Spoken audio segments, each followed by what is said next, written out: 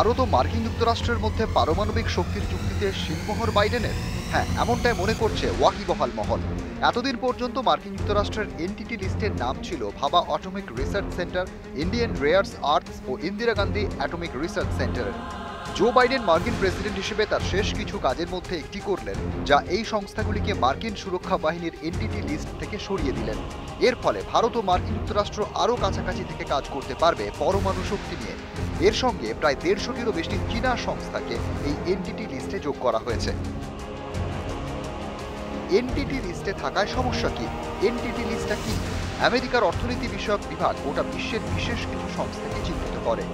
এই সংস্থাগুলিকে মার্কিন বাণিজ্যের নিয়ন্ত্রণে আনা হয়। শুধু তাই নয়, অনেক ক্ষেত্রে মার্কিন বাণিজ্যের জন্য এই সংস্থাগুলিকে রীতিমতো লাইসেন্স নিতে হয়। বিগত বেশ কিছু দশক এই 3টি ভারতীয় সংস্থা মার্কিন এনটিটি লিস্টে থাকার ফলে আমেরিকার সঙ্গে ভারতের কোনোরকম পারমাণবিক চুক্তিতে বাধা ছিল। তা এবার আর থাকবে না বলেই মনে করছে ওয়াকিবহাল মহল। এরপরে মার্কিন সেনার তরফে জানানো হয়েছে, এনটিটি লিস্টের এই সংশোধনের মধ্যে বিশ্বকে স্পষ্ট বার্তা দেওয়া হয়েছে। চীনা সেনা আধুনিকীকরণ, অস্ত্র আহরণ ইত্যাদিকে সমর্থন করলে তার কী ফল হতে পারে, এবং তার সঙ্গে এই বার্তাও পাঠানো হয়েছে যে আমেরিকার সঙ্গে পাশাপাশি সহযোগিতায় থেকে কাজ করলে রাষ্ট্রের পারস্পরিক সম্পর্কের উন্নতি শুধু হবে না, এর সঙ্গে আমেরিকার সমস্ত রকম সহযোগিতা তারা পাবে। নিউজ বাংলা।